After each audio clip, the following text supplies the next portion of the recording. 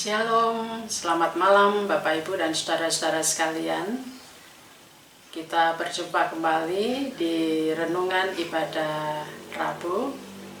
Dan sebelum kita bersama-sama merenungkan firman Tuhan, mari kita berdoa. Tuhan Yesus, kami datang kepadamu menyatakan syukur dan terima kasih kami karena Engkau memperkenankan kami untuk berjumpa. Dan saat ini kami akan merenungkan firman-Mu, kiranya Engkau menolong kami dalam perenungan di malam hari ini. Bersabdalah ya Tuhan, anak-anak-Mu sedia mendengarkan firman-Mu. Amin.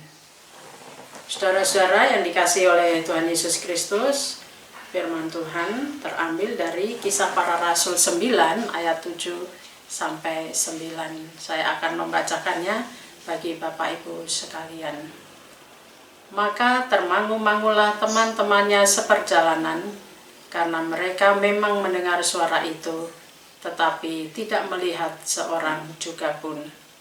Saulus bangun dan berdiri, lalu membuka matanya, tetapi tidak dapat melihat apa-apa. Mereka harus menuntun dia masuk ke Damsyik.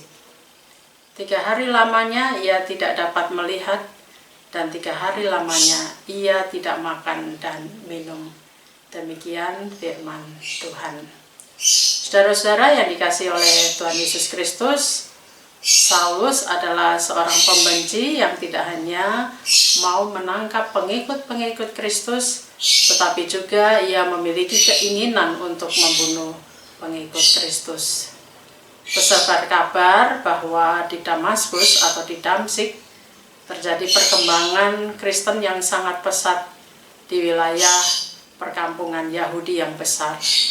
Dan Saulus meminta surat kepada Mahkamah Agama agar diizinkan untuk menghambat perkembangan itu. Dalam semangat keagamaannya, ia melakukan perjalanan, namun ketika belum sampai di Damsyik, ketika akan memasuki kota Damsyik, Paulus mengalami hal yang tidak terduga. Yesus datang kepadanya dan menegur, "Saulus, mengapa engkau menganiaya aku?" Pada ayat yang keempat.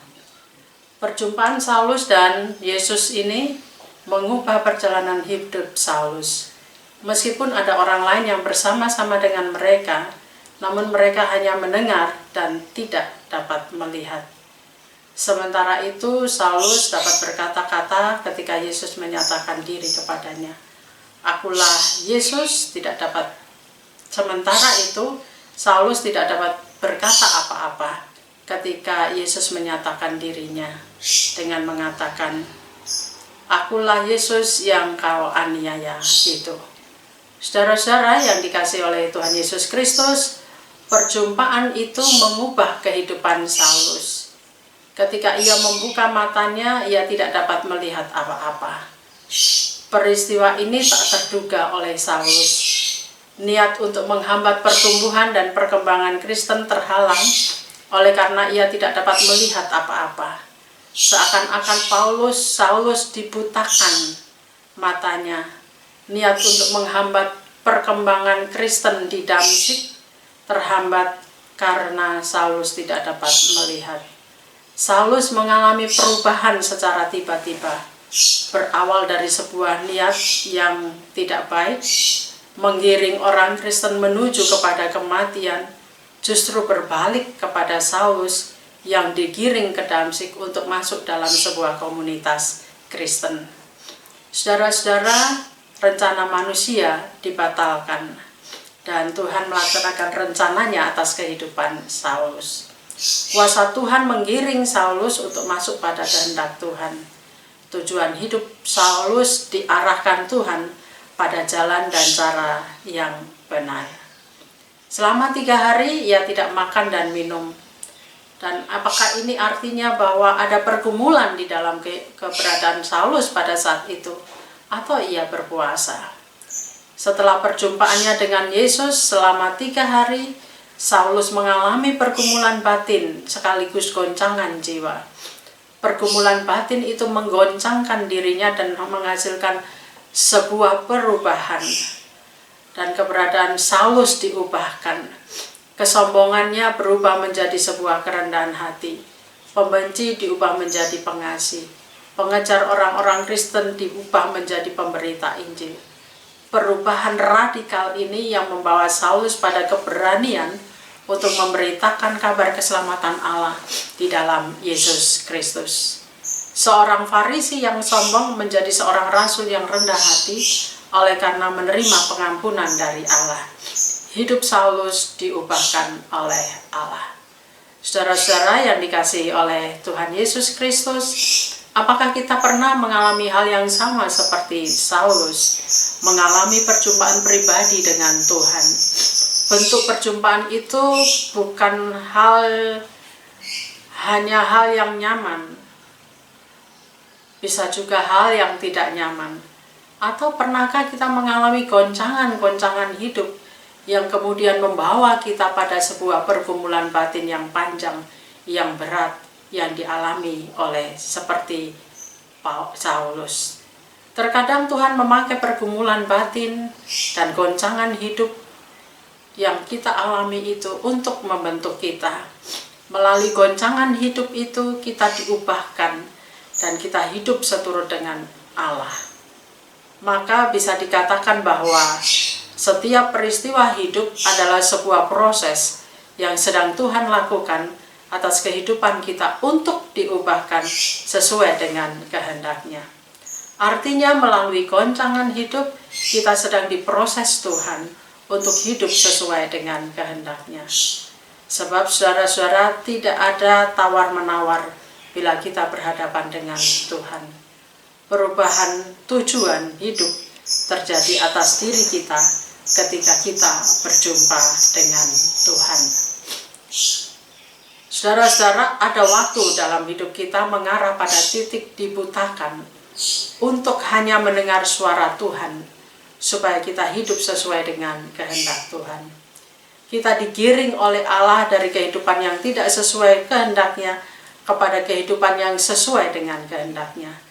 Titik inilah yang menyadarkan kita pada sebuah pemahaman bahwa manusia boleh berencana, namun Tuhan yang menentukan arah langkahnya. Meskipun berada dalam dunia yang penuh dosa, kita dibawa pada karakter yang diubahkan, paradigma yang diubahkan, perilaku yang diubahkan sesuai dengan kehendak Kristus, bukan kehendak dunia. Hanya mendengarkan Kristus, meskipun tidak melihat Kristus secara kasat mata. Mendengarkan suara Yesus, saudara, mengarahkan kita pada keberanian untuk menghadapi hidup di tengah dunia yang penuh dengan pergumulan, tantangan, dan godaan, untuk hadir sebagai pemenang iman. Mari kita belajar dari pengalaman Saulus, agar kita semakin diubahkan oleh Tuhan, kita semakin menjadi saksi-saksi Kristus yang sejati di tengah-tengah dunia ini. Tuhan memberkati. Amin. Saudara-saudara, mari kita berdoa. Kami menyatakan syukur dan terima kasih kami bahwa Engkau memperkenankan kami untuk beraktivitas dari pagi hingga malam hari ini. Terima kasih Tuhan, dalam kelelahan tubuh Engkau memperkenankan kami dan memberikan kepada kami hati yang selalu rindu mendengarkan firman.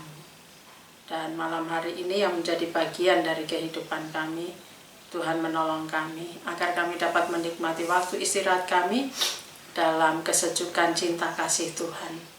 Sehingga melalui waktu istirahat kami menerima berkat-berkat Tuhan. Dan kami dapat tidur dengan nyenyak, dan esok hari kami bangun melakukan tugas dan tanggung jawab kami, serta dapat menjadi saksi-saksi Kristus yang sejati di tengah-tengah kehidupan kami. Tolong kami Tuhan untuk selalu membangun dan menjaga relasi dengan rekan kerja, dan senantiasa membangun cinta kasih yang tulus di dalam kehidupan keluarga kami, agar nama Tuhan selalu kami puji dan kami muliakan dalam hidup kami. Terima kasih Yesus, ini doa dan syukur kami di hadapan-Mu. Dalam nama-Mu kami berdoa. Amin. Saudara-saudara, tetaplah jaga kesehatan, tetap memiliki semangat, dan selalu mengikuti himbauan protokol kesehatan dengan mengingat 5M. Kiranya Tuhan memberkati.